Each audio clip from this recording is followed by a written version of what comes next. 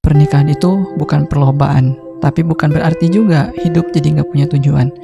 Memang tujuan itu tidak mendefinisikan tentang pernikahan saja. Bisa jadi tentang goals atau punya tujuan yang jelas, punya pencapaian. Dan banyak kok orang yang memutuskan untuk melajang, meskipun sebenarnya mereka pun pasti sedikit besarnya merasakan kesepian. Tapi ya memang kenyataannya, realitanya, apalagi untuk orang biasa kayak aku, faktanya menikah itu tidak semudah melontarkan pertanyaan, "Kamu kapan?" Halo, aku Ripa Asyakir, aku manusia biasa yang ingin sedikit bertukar cerita tentang apa saja yang diambil dari sudut pandang orang biasa. Jadi apa yang akan didengarkan sama teman-teman nanti ya semua yang terjadi apa adanya. Dan kali ini adalah tentang kenapa belum menikah. Jujur ya, akhir-akhir ini tuh lagi banyak banget orang-orang yang pada menikah. Entah musimnya atau apalah, entah itu di KUA ataupun hajatan yang ya cukup pusing juga ngebayangin itu tuh biayanya dari mana mereka tuh.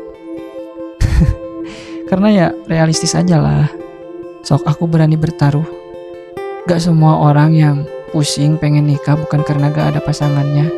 Sebagiannya atau bahkan sebagian besarnya pasti mikirin biaya resepsi yang mau gak mau harus terpenuhi. Menikah itu ya, menurut keyakinan aku, menikah itu adalah menurunkan standar hidup masing-masing. Karena mau gak mau, aku sepakat kalau kita yang sekarang yang masih melajang atau yang masih hidup sendiri punya standar atau gaya hidup yang masih dengan mudah terpenuhi. Karena apa yang kita dapatkan adalah untuk diri kita sendiri. Nah, beda lagi kalau hidup udah berdua. Contoh sederhananya kayak gini. Kita punya uang 10.000 untuk beli siomay. Standar hidup kita yang sendiri itu kita habiskan ya untuk satu porsi yang bisa kita makan sendiri. Nah, sedangkan jika dengan standar hidup yang udah berdua, satu porsi somai itu ya harus dibagi dua. Jika bicara soal kenyang, pasti milih yang standar hidup yang sendiri, karena gak harus dibagi dua, harus satu porsi. Tapi bukan berarti bisa berbagi itu gak seru, apalagi sama orang yang kita cintai. Nah, kebanyakannya orang-orang zaman sekarang yang memutuskan untuk tidak menikah itu bukan karena gak ada jodohnya, tapi karena gak mau standar hidupnya mereka jadi berubah. Seringkali kita terjebak dalam ilusi bahwa hidup itu harus berjalan linear. Sekolah, lulus, kerja, lalu menikah. Padahal realitanya jauh lebih kompleks kan. Aku menganggapnya hidup aku yang sekarang, yang seperti ini, adalah seperti menjalani musim. Ada musim untuk menanam, ada juga musim untuk memanen. Mungkin saat ini adalah waktunya aku untuk menanam, mengumpulkan pengalaman, menabung, atau sekedar mengenali diri aku lebih dalam sebelum sepenuhnya aku harus mengenali orang lain dalam hidupku juga.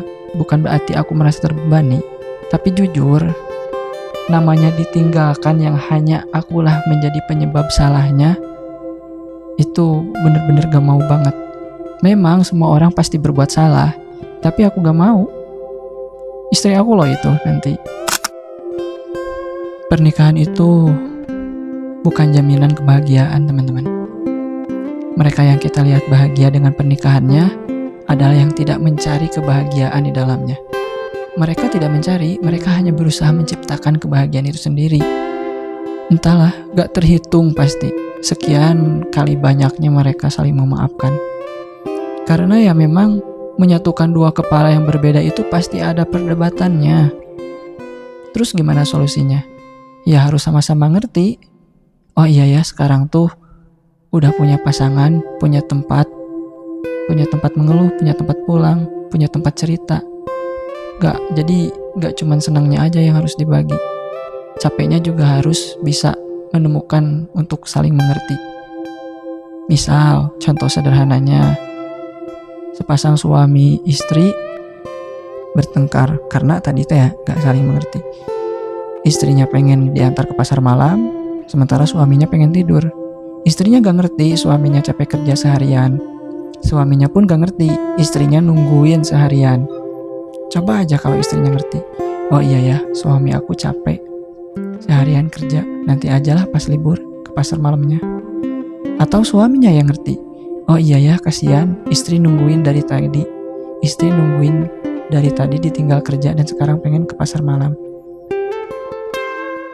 Bisa deh sebelum tidur, biar istirahatnya full, nemenin dulu istri. Nah, kalau bisa saling mengerti gitu, gak bakalan jadi ribet kan? Gak bakalan jadi ribut kan?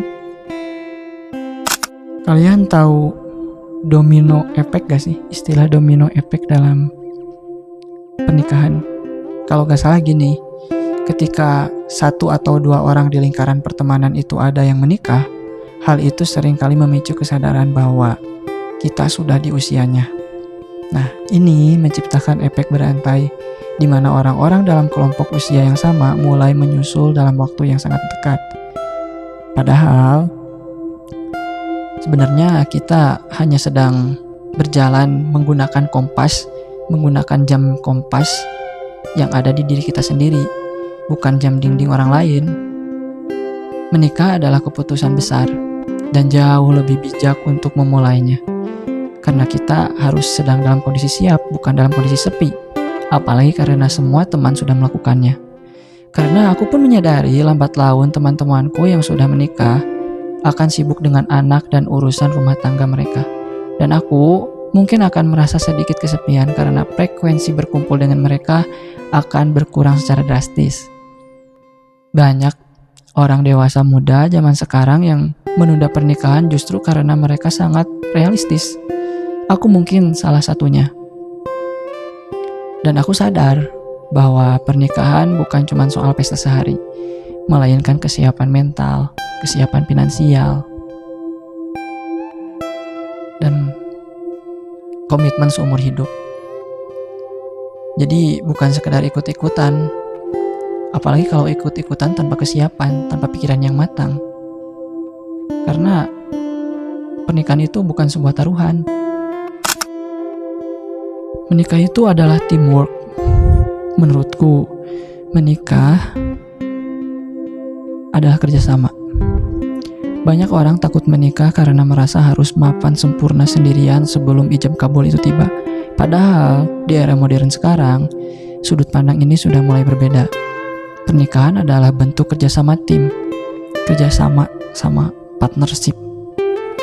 Tidak ada aturan hukum atau agama yang mewajibkan kita punya rumah mewah dan mobil baru saat sudah menikah. Banyak kok pasangan yang sukses karena memulai dari rumah kontrakan yang kecil. Proses berjuang bersama dari bawah justru seringkali mempererat ikatan secara emosional. Tahu proses dari nol tuh sesulit apa dan tahu pasangan tuh nemeninnya kayak gimana. Nah, yang bikin pernikahan hancur secara finansial bukanlah karena uangnya sedikit, tapi karena gaya hidup yang tidak kompak atau ada yang tidak jujur. Gak salah kok sebelum menikah ada hal yang harus dibicarakan terlebih dahulu, secara terbuka. Berapa utang masing-masing, bagaimana pembagian tagihan nanti, berapa yang mau ditabung. Jika visi finansialnya itu sama, uang sedikit pun akan terasa cukup. Nah, ketakutan emosional biasanya bersumber dari takut salah pilih orang, takut bosan, atau takut menghadapi konflik. Balik lagi, pernikahan itu bukan tempat mencari kebahagiaan. Karena menikah itu tidak akan otomatis membuatmu bahagia. Konflik itu normal, yang penting ada di cara kita menghadapinya. Tidak ada dua kepala yang bisa sama-sama menyatu secara 100%.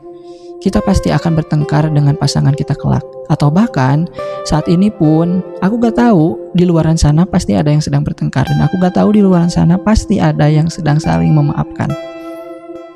Nah, ketakutan itu akan hilang jika kita mencari pasangan yang punya skill komunikasi yang baik.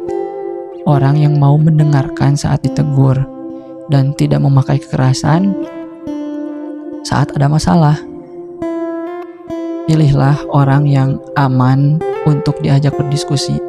Cinta itu bersifat fluktuatif, bisa naik bisa turun, tapi rasa hormat dan rasa aman tidak boleh sampai hilang.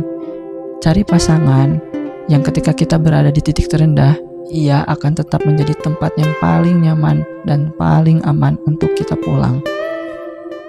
Begitu aja sih. Terima kasih sudah mendengarkan. Aku sedikit baper sih dengan skrip yang aku tulis sekarang, karena hari ini tuh dua teman aku, teman tapi menikah. Dea dan Ripai sudah menikah, dan selamat buat pernikahan kedua temanku ini. Deanya teman aku, Ripainya teman aku. Dan video ini sebenarnya dibuat buat aku, buat ngingetin diri aku sendiri. Karena ya perlahan teman yang biasanya ke toko, teman yang biasanya ke rumah, teman yang biasanya masuk ke sini ngobrol, sekarang sudah menikah, dan frekuensi aku ketemu sama dia jadi berkurang. Terima kasih sudah mendengarkan. Sampai berjumpa di pembahasan berikutnya. See ya.